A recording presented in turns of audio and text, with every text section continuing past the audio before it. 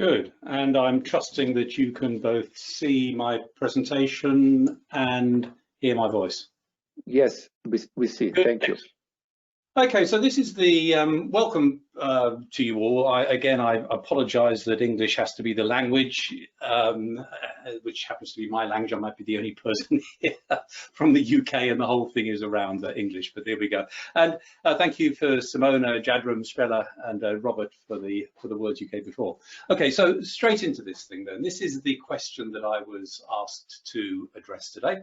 Does the relation between tech transfer and business education system influence the transfer efficiency? I've rephrased it slightly into this, okay? So I've said instead, can the relationship between tech transfer and business education systems improve tech transfer efficiency? And then I've added on the words, and how? And if I was only to be given a couple of minutes for this, then this would be the end of the presentation. Yes, it can, and it's certainly something worth striving for, but it is not at all easy. Now, there's just a few words about me, not because I'm trying to show off or anything, because I don't feel I've got a great deal to show off about, but just to say, you know, this is an area where for almost my entire professional life, I have been trying to encourage this engagement. Right, I was a PhD, telecoms, and then head of ventures and tech transfer at UCL. I then did an MBA at London Business School. I created the first management minor in UCL for UCL engineers. First time it had ever happened. I initiated an exchange between UCL and London Business School, which saw 100+ per year researchers go from UCL to take business courses at LBS. I moved to LBS in 2008, and there I work with dozens of MBA entrepreneurs. I've written loads of tech transfer teaching cases, which I use to train people in tech transfer offices around the world. I started healthcare clean tech challenges, which are combined specifically research and business teams. And I've more than that, I think I've read hundreds of great tech transfer stories as chair of the ITTC review committee. And every one of those stories, this is tech transfer professionals going for accreditation for what they do. Every one of those shows that the technology and the science underlying that is incredibly important, but it's necessary, not sufficient, and not even the pinch of salt. It has to be complemented by a great business strategy. Okay, so business is part of it. So yes, I believe in this stuff, but let's reflect for a moment. Okay, who are we talking about? Specifically for today, who are we talking about? Well, it's the science, technology, engineering, bio, etc., academics and researchers. They're the ones who I'm going to assume have the technology from PhD upwards. They have useful technology. A subset of these individuals would like to commercialize it somehow. That's the whole thing. They don't often know how. If they do, they have ideas which can be preconceived ideas, and they might be wrong. All right, and then you layer on top, most don't know how to. Some do very well, mostly those who've done it before, who've come from industry, but most don't know how to, and why should they? It's not their training. Business schools have they do have faculty who know about entrepreneurial methodology, which extends to technology commercialization. They have existing courses, and let me tell you from experience that virtually every business school course is accessible to researchers. As I said, I've had plenty on even my courses, and the researchers start off being almost indistinguishable from the MBA students, and ultimately it turns out that they are better than many MBA students because they are bright, and this stuff is not rocket science. We also at business schools have MBA students who'd love to work on cool stuff. I mean, many of them want to start an entrepreneurial venture, and there's a paucity of good ideas, frankly.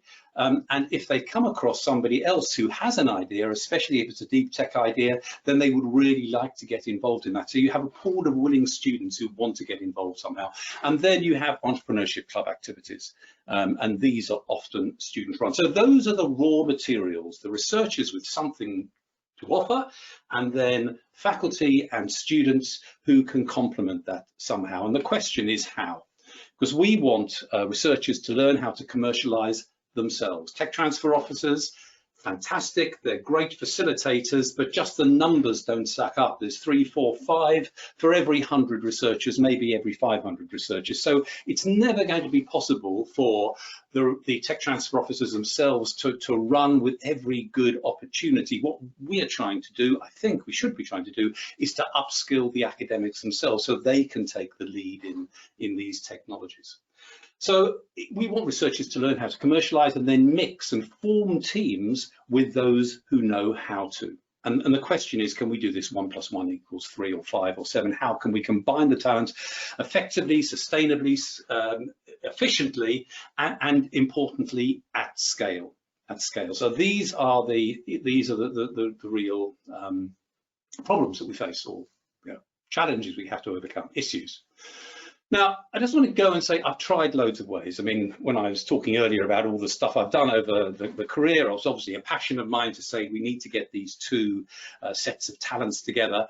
And over the years, and I've tried loads of different ways. And I just want to run through a few of them. The first is to say, let's have some custom commissioned courses by business school academics, professors, people who know the methodology, could be adjuncts as well, and exclusively for researchers. So we say, well, we've got 50, 30, 20, whatever it is, researchers in our institute, and we want to put them through some sort of package. Let's buy the package in, let's buy the course in.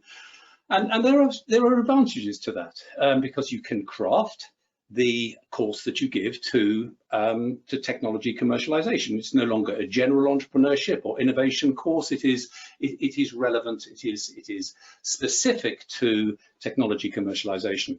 It's nice in as much as it flushes the people who are interested throughout the university. It flushes them out, and it gives them a kind of cohort feel. Even when the course ends, they know each other, the sort of kindred spirits. They will continue to connect and support each other and network and make introductions to each other and boast about how far they've got. So that's valuable.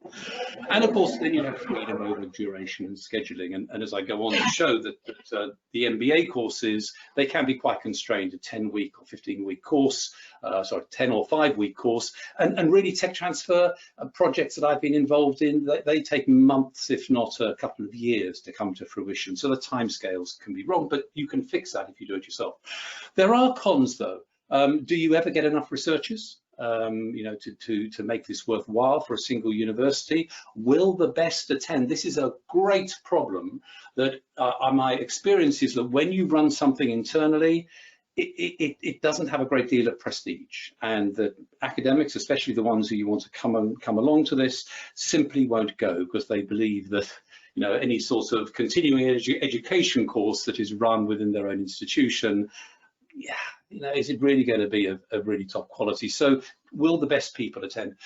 There's no mixing with business students. It's just tech with tech with tech. So where's the networking? Where's the mingling of skills? All right. It can cost a lot of money.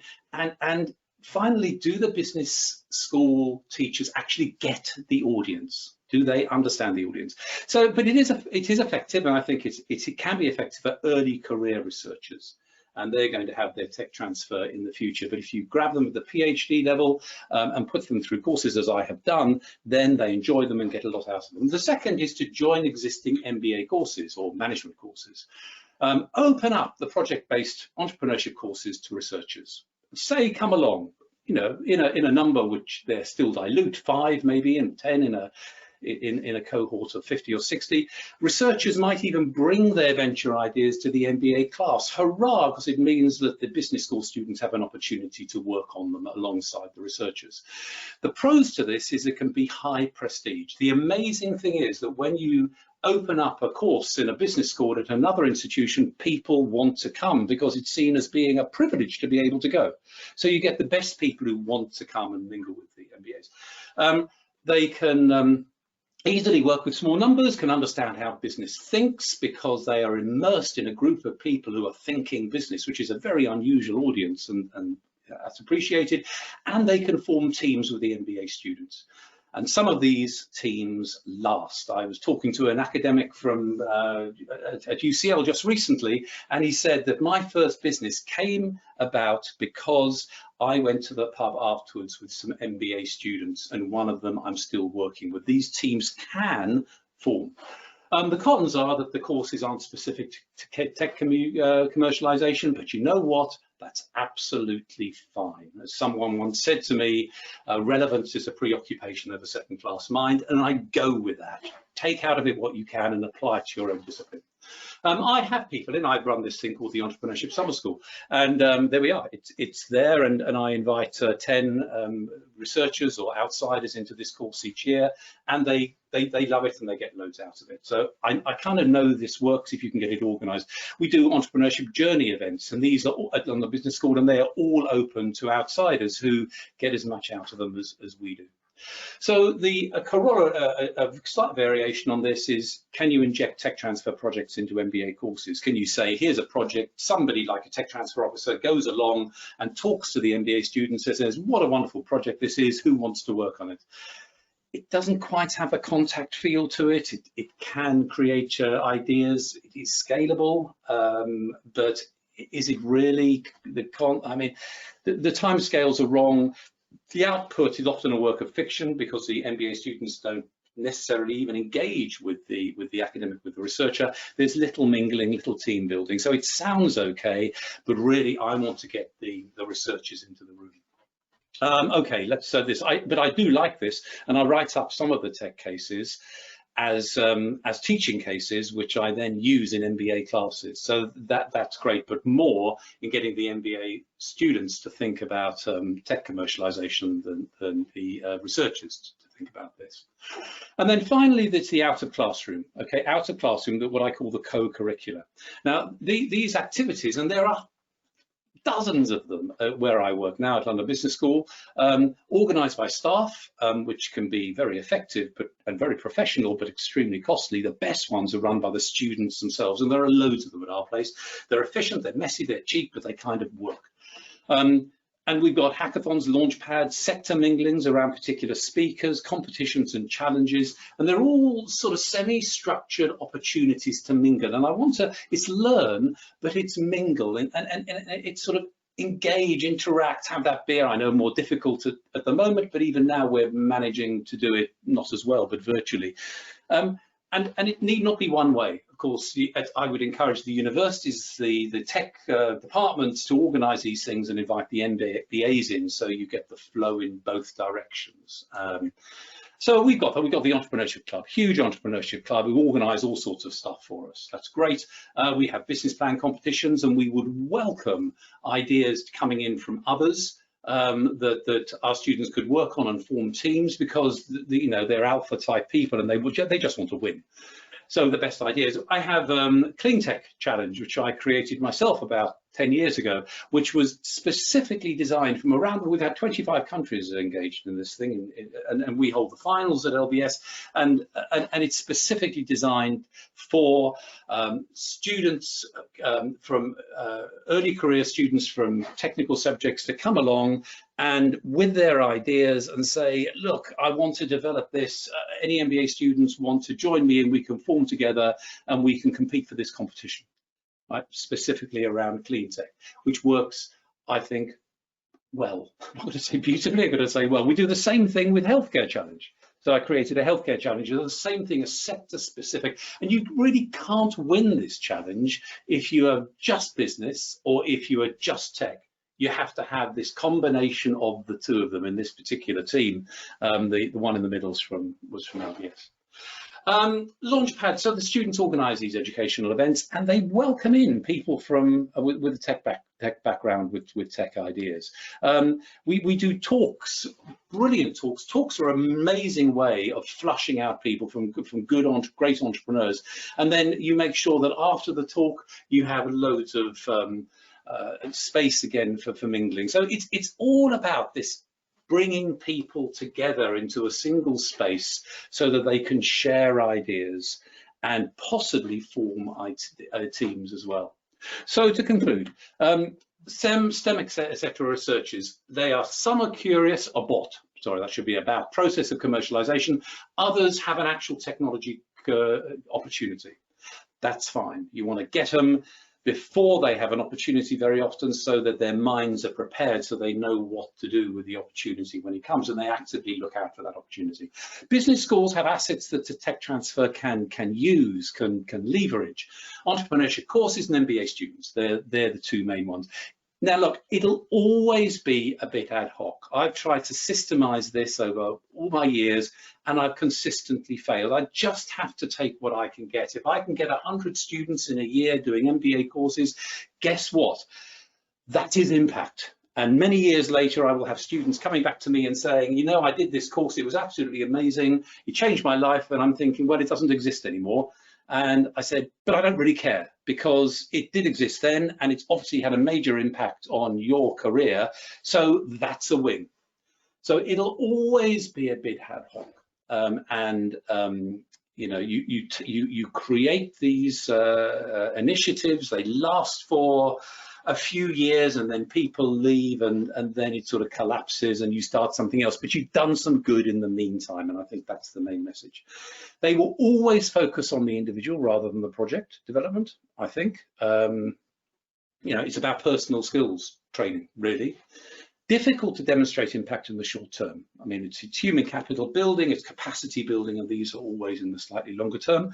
And as I said, there's no steady state. These initiatives come and they go, they're messy, they ride on the enthusiasm of individuals who come and go as well. So there's no steady state, and you have to be constantly reinventing. So my final word really is, if you're going to do one of these things, then just do something, all right? Entrepreneurship is a lean approach now. Just do something. Don't overplan it. Don't overthink it. Definitely don't ask for permission. Just ask, don't even ask for forgiveness. You just know that it's the right thing to do. Just go ahead and do something. And it's by doing, I suppose, these yeah. How can I end? I just say I'm constantly thinking up new ways of engaging, and when I do, I just think, right, let's get going. There's no bureaucracy involved. Let's do something and see what happens. And that's the way that virtually every initiative that I've been involved in this space has got off the ground. So I think that is all I want to say in these brief 15 minutes. As you can tell, I could have happily gone on for 45, but I just went on for 15. So there we are. And I don't know whether you want to stop my screen sharing now, because it's become dramatically boring with a black screen. Yeah, thank you, Jeff. You can share your screen for questions. I'm now inviting all the audience. That's amazing. Yeah. All the audience for questions. We have a few minutes for questions. So the panelists who are panelists can switch microphone and ask directly. And the audience, please raise hand if you want to speak, and we will give you a microphone. So there is a hand, and you just switch it, and we will see that you would like to speak. So we have quite a lot of attendees. So please, who will be the first? You can also type questions in the message box. Okay, in the meantime, you can wait until Jon's done his one, and if any questions occur to you on my talk while you're listening to his, then we can take them both together. Really, okay, so we can also record questions, and we can later give you questions if there will be some. In the meantime, maybe just one idea that came across my mind. I mean, you obviously are talking also that it's important to mingle, to network, to get together suits and geeks together. I mean, researchers and business students, for example. So this conference today is also part of scientific conference, where it's a lot of information communication technologies presented. So what do you think about, do you have any experience on how to get such events even more strongly, that people are interacting even more strongly in such events? Our researchers are in top scientific conference around the world, but I'm not sure how to get to the level that we are also talking on business aspects in such conference, or to get in such conference with tech transfer issues. Oh goodness! Whenever you have any type of pitching event or where you're talking about technology opportunities, then I'd just say invite along, get in touch in our case with the tech club, tech and media club, and the entrepreneurship club and the healthcare club, and say, look, we're going to do these things, drop by. And you know what, you won't find many people who do, but some will, and they'll be the ones that are most engaged. I mean, the management students who are most keen to find and work on a tech-based opportunity will, of course, find those conferences and make sure they go along to them themselves. But I think for a lot of these, it's simply a matter of make them known and invite the management students along, and some will go. And you don't need many committed people to go along and projects to form, and you've had a major impact. Okay, thank you.